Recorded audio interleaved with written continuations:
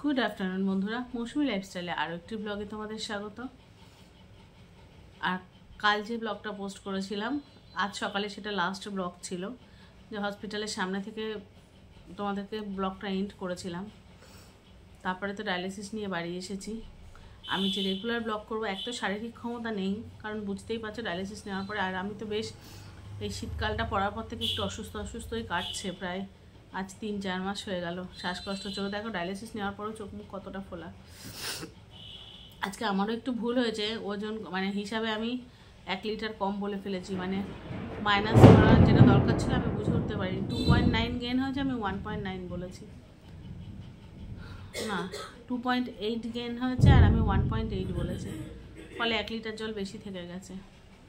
যাই হোক, তো তোমাদের তো দেখালাম যে আমি হসপিটালের সামনে দাঁড়িয়ে ব্লগটা এন্ড করলাম। তারপর তো হসপিটালে ঢুকে গেলাম। তারপরে যে ঘটনাগুলো ঘটেছে আমি তোমাদেরকে বলছি, যে কেন ট্রমায় আছি, চোখ মুখ দেখে বুঝতেই পারছো। এমন একটা ঘটনার সাক্ষী হলাম যেটা না হওয়াটাই মনে হয় ভালো ছিল। যাই হোক, তার আগে বলি, অনেক বন্ধুরা কমেন্টস করেছো যে আমি কেন অন্য ডাক্তার দেখাচ্ছি না, তারপরে IIHM-এ যাওয়ার পরামর্শ দিচ্ছ, অনেকে অনেক রকম পরামর্শ দিচ্ছ। তাদের জন্য বলি যে আমি যে ডাক্তারই দেখাই না কেন, এখানে আমার অনেক CKD স্টেজ 5 পেশেন্ট বন্ধুরা আছেন, তারা খুব ভালো করে জানবেন। বাকিরা আমরা যারা সাধারণ মানুষ অনেক ডাক্তারের রেফারেন্স দিয়ে থাকতে পারি, কারণ প্রত্যেকে আমায় খুব ভালোবাসো। স্বাভাবিকভাবেই প্রত্যেকে চাও আমি আরও বড় ডাক্তারের কাছে যাই এবং আমি সুস্থ হয়ে উঠি, কিন্তু সবাইকে তো লিখে লিখে আমি উত্তর দিতে পারছি না। বুঝতেই পারছো আমার মানে পারিবারিক পরিস্থিতি কতদিন কি যাচ্ছে। তোমাদের দাদার শরীর খারাপ, আমার শরীর খারাপ, সব মিলিয়ে আমি যে অত লিখে আনসার করবো পারছি না। তাই ভাবলাম আজকে যখন শরীরটা ভালো নেই, রেগুলার অ্যাক্টিভিটি করতে পারছি না, তখন আমি এই মানে প্রশ্নের উত্তরগুলো তোমাদের দিই। কারণ তোমরা যখন আমাকে বলছো, আমারও উত্তর দেওয়াটা আমি মানে বাধ্য, কারণ প্রত্যেকেই আমায় ভালোবাসো, আমার চ্যানেলকে সাপোর্ট করছো, আমার পাশে আছো, তাই তোমাদের প্রশ্নের উত্তর দিতে আমি বাধ্য। তো যাই হোক, সেটাই বলি যে আমার মতো স্টেজ 5 পেশেন্টদের জন্য ডায়ালিসিস অথবা ট্রান্সপ্ল্যান্ট মাস্ট। ডায়ালিসিস ছাড়া আমি যত বড় ডাক্তারই দেখাই না কেন, আমাকে কেউ ডায়ালিসিস ছাড়া সুস্থ রাখতে পারবেন না। উইদাউট ডায়ালিসিস আমি বেঁচে থাকবো না। বাকি রইল মুখ ফোলা, শ্বাসকষ্ট, যেগুলো চলছে লাস্ট 3 মাস 4 মাস, তোমরা দেখছো। হসপিটালে গেলে দেখতে পাবে বেশিরভাগ পেশেন্টের শীতকালে একই অবস্থা, শুধু আমি নই, বেশিরভাগ পেশেন্টের একই অবস্থা। যত বেশি যার বয়স, তার তত ফোলা বেশি, তার তত শ্বাসকষ্ট বেশি। তার মধ্যে যদি একদিন গ্যাপ যায়, যেমন আমার গত সপ্তাহে তোমার দাদাকে ছাড়াতে গিয়ে একদিন গ্যাপ গেছে, তাতে শরীরটা আমার অনেক বেশি অসুস্থ হয়ে গেছিলো। মানে দাদাকে ডিসচার্জ করিয়েছিলাম গত সপ্তাহে বুধবারে, যেহেতু সেদিন আমার ডায়ালিসিসের দিন ছিল। সেটা আমাকে প্রচণ্ড বেশি অসুস্থ করে তুলেছিল এবং প্রচণ্ড শ্বাসকষ্টের প্রবলেম হচ্ছিল। তো এটাই বলার যে আমাকে কোনো ডাক্তার সুস্থ করতে পারবেন না, উইদাউট ডায়ালিসিসে সুস্থ রাখতে পারবেন না। অতএব আমি যে কোথাও গিয়ে সারাদিন, এমনি সপ্তাহে 3 দিন চলে যাচ্ছে হসপিটালে, বাকি 4 দিন থাকছে হাতে, তার মধ্যেও নিজের মানে ব্লাড টেস্ট তো থাকেই, ডাক্তার মানে মান্থলি ডাক্তার চেক আপ থাকে, এত কিছু করে না আমি যে আর 5টা ডাক্তার দেখি, আলাদা করে কোনো লাভ নেই, একই অবস্থা। এবার আসি দ্বিতীয় প্রশ্নে। অনেকে ট্রান্সপ্ল্যান্টের কথা বলছো, একটু আমার পুরনো ব্লগগুলো দেখো, বুঝতে পারবে আমি কেন ট্রান্সপ্ল্যান্ট করাচ্ছি না। আমি ট্রান্সপ্ল্যান্টের জন্য পুরোই তৈরি হয়ে গেছিলাম, কিন্তু আমার ডক্টরই আটকে দিয়েছেন, আগামী 1 বছর আমি আরও 1 বছর আমি ট্রান্সপ্ল্যান্ট করতে পারবো না। কারণ আমার নেফ্রোক্টমি হয়েছে এবং নেফ্রোক্টমির সময় আমার একটা মানে নেফ্রোক্টমিটা হওয়ার কারণ ছিল আমার রাইট কিডনিতে একটা টিউমার ছিল, সেই টিউমারটা ম্যালিগনেন্ট, ফলে আমার 1 বছর চলে গেছে। এই জাস্ট যায়নি এখনও, মানে ফেব্রুয়ারি 21 তারিখ হলে 1 বছর হবে। তো আমি চাইলেও এখন আরও 1 বছর ট্রান্সপ্ল্যান্ট করতে পারবো না অ্যাজ পার ডক্টর। তারপরেও যে আমি ট্রান্সপ্ল্যান্ট করতে পারবো এমন গ্যারান্টি দিতে পারেনি ডাক্তার, তার কারণ তারপরে আমার শারীরিক পরিস্থিতির উপরে ডিপেন্ড করে ট্রান্সপ্ল্যান্টটা ডিপেন্ড করবে। অতএব একই কোশ্চেন ঘুরে ফিরে সবার কাছ থেকে আসছে, তো তাই ভাবলাম যখন রেগুলার ব্লগ দিতে পারছি না, তোমাদের প্রশ্নগুলোর উত্তর দিই। আমার এখন ট্রিটমেন্ট একটাই, dialysis, monthly check up, medicine, injection, এইভাবে যেভাবে বেঁচে থাকা যায় সেটাই। আর অবশ্যই কিছু লাইফে রেস্ট্রিকশান, যেমন প্রচুর ফুড রেস্ট্রিকশান আছে, হার্ড ওয়ার্ক রেস্ট্রিকশান আছে, অনেক কিছু আছে, সেই সমস্ত কিছু মেনে চলা, এটাই হলো আমার বেঁচে থাকার একমাত্র। এরপরেও কিছু হলে সেটা আলাদা কথা। আমার মতো পেশেন্টদের এর থেকে আলাদা কোনো ট্রিটমেন্ট হয় না। যে ডাক্তারের কাছে যাবো, আমি কিন্তু দুজন বড় বড় ডাক্তারের আন্ডারে আছি, দুজনেরই সেম মতামত। তো এটাই বলার ছিল। আচ্ছা, আর আমার যারা প্রথম থেকে যে বন্ধুরা আছে তারা এটা সবাই জানেন। আর যেটা বলছিলাম আমি ট্রমাটাইজ কেন, তোমাদের সাথে লাস্ট কথা বলে ভেতরে ঢুকলাম ডায়ালিসিস মানে হসপিটালের মধ্যে, তার একটু বাদে এবার কি বলো তো, আমরা তো অনেক দিন ধরে ডায়ালিসিস নিচ্ছি, মানে আমারও 1 বছর 4 মাস হয়ে গেল। তো অনেক মানে সবাই পরিচিত, একে অপরের প্রত্যেক পেশেন্টই পরিচিত। এবার বেশিরভাগ লোকই একা আসে, কারণ সপ্তাহে 3 দিন করে প্রত্যেকের বাড়ির লোক আসা সম্ভব নয়, কারণ প্রত্যেকেরই বাড়িতে একটা বেসিক কাজকর্ম থাকে। আর কম বেশি আমরা সবাই এখন নিউক্লিয়ার ফ্যামিলিতে বিলং করি, তো অসুস্থ হয়ে গেলে বাড়ির লোক আসে, তার বেশি কারো ক্ষেত্রে আসে। সরি, তো খুব টায়ার্ড, তো খুব কষ্ট হচ্ছে। তো যাই হোক, তো আমরা বসে বসে গল্পই করি। ওই সময় গল্পের মাধ্যমে আমরা ভুলে যাই আমরা পেশেন্ট, আর প্রত্যেকে যেহেতু পেশেন্ট সবাই পরিস্থিতিই সমান, তাহলে বসে বসে গল্প করছি। সেই মুহূর্তে একটা কম বয়সী ছেলে একজন ভদ্রমহিলাকে নিয়ে ঢুকলেন, একটু বেশি বয়স, 50 ওরকম বয়স, ভদ্রমহিলা 50-এর ওপরেই হবে আর কি।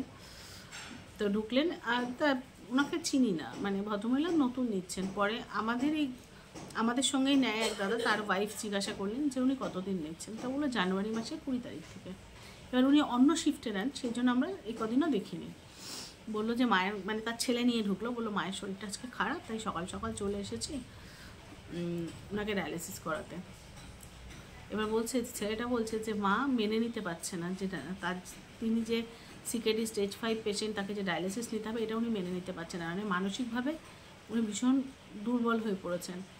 এবং লাস্ট শুক্রবারে নিয়ে গেছে, আর বুধবারেই মানে সোমবারে নেওয়ার কথা ছিল, উনি আসেননি। উনি মানে ওই যে বললাম না, মানসিকভাবে উনি মেনে নিতে পারছেন না যে ওনাকে ডায়ালিসিস নিতে হবে, এটা উনি মানতে পারছেন না।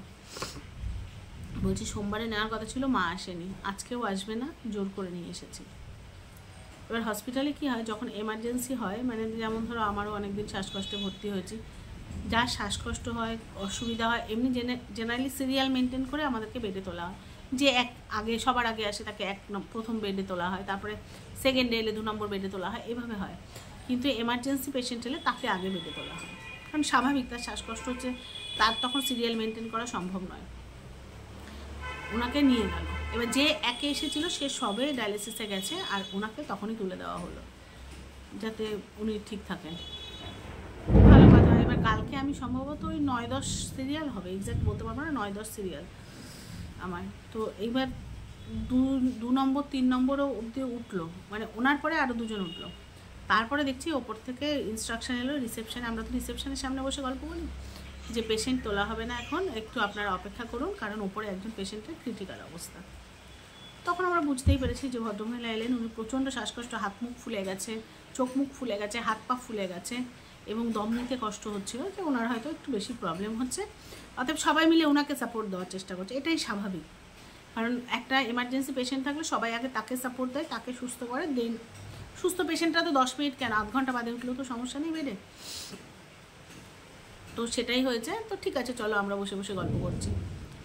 এই করে করে কালকে যেখানে সকালবেলা ধরো 5:45 গেছি, সেখানে 8টায় বেডে উঠেছি। অত দেরি কিন্তু হয় না, 9-10 গেলেও অত দেরি হয় না, 7:30 7:15-র মধ্যে বেডে উঠতে পারি। সেখানে 8টায় বেডে উঠলাম, ঠিক আছে চলো বেডে উঠেছি। এবার গিয়ে যখন ওই 1 নম্বর 2 নম্বর বেডের পাশেই ওয়েট মেশিনটা দেখলাম, ওই 2 নম্বরটা ঘেরা রয়েছে, মানে কার্টেন দিয়ে, প্রত্যেকটা বেড কার্টেন দিয়ে ঘেরার ব্যবস্থা থাকে। কারোর কখনো প্রবলেম হলে ওর মধ্যে ডাক্তার গিয়ে দেখেন, কার্টেন দিয়ে ঘেরা আছে, এবং ওর মধ্যে অনেক স্টাফেরা, মানে হসপিটাল স্টাফেরা, মানে ডক্টর আছেন, সিনিয়র টেকনিশিয়ান আছে, নার্স আছে, ভর্তি। তো কার্টেন দিয়ে ঘেরা। এবার আমি কি আমার বেডে উঠলাম, জিজ্ঞাসা করলাম কত নম্বর বেডে উঠবো, ওরা বলে দিল, আমি গিয়ে উঠলাম। উঠে এবার আমার যেহেতু নতুন ফিস্টুলা, আমি একটু সিনিয়র টেকনিশিয়ান দিয়ে আমি আমার নিডলটা পিক করাই। তো ওর মধ্যে কালকে যিনি মানে ছিলেন, ইনচার্জ ছিলেন, মানে টেকনিশিয়ানদের ইনচার্জ ছিলেন, মানে ওই ডায়ালিসিস ইউনিটের ইনচার্জ, আমি তাকে ডেকে দিতে বলেছি যে একটু ডেকে দাও না, আমি অন্য কাউকে, এবার সবাই জানে যে আমি অন্য কাউকে দিয়ে করাই না, আমার ভয় লাগে, ওই যে ব্লাড ক্লট করে গেছিলো না তোমাদের শুরুতে, তা বলছে হ্যাঁ তুমি বেডে ওঠো দিদি, আসছে ওই দাদা। যাই হোক, তারপরে উনি এলেন, নিডল পিক হলো, ডায়ালিসিস স্টার্ট হলো। এবার ঘরটা একটু অ্যাঙ্গেলে তো, দরজা দিয়ে দেখা যায়, দরজার উপর অংশটা কাঁচ। আমি দেখছি ছেলেটা কনস্ট্যান্ট, মানে মাটা অসুস্থ বলে ছেলেটা কনস্ট্যান্ট দরজার সামনে দাঁড়িয়ে আছে। তো ভাবছি স্বাভাবিক, ছোটো একটা ছেলে, 23-24 বছরের ছেলে, মা অসুস্থ, দাঁড়িয়ে তো থাকবে। যাই হোক, এই এই এই এই অবধি শেষ, এরপরে আর কিছু জানি না। ডায়ালিসিস নিচ্ছি, আমি দেখছি বা মাঝে মাঝে নিতে নিতে দেখতে পাচ্ছি আমার নিজের শরীরের কষ্ট, শেষের দিকে কষ্ট হয়। তো সব মিলিয়ে টিলিয়ে হয়ে গেল। হওয়ার পরে 8টায় যেহেতু উঠেছি, 12টায় শেষ হলো।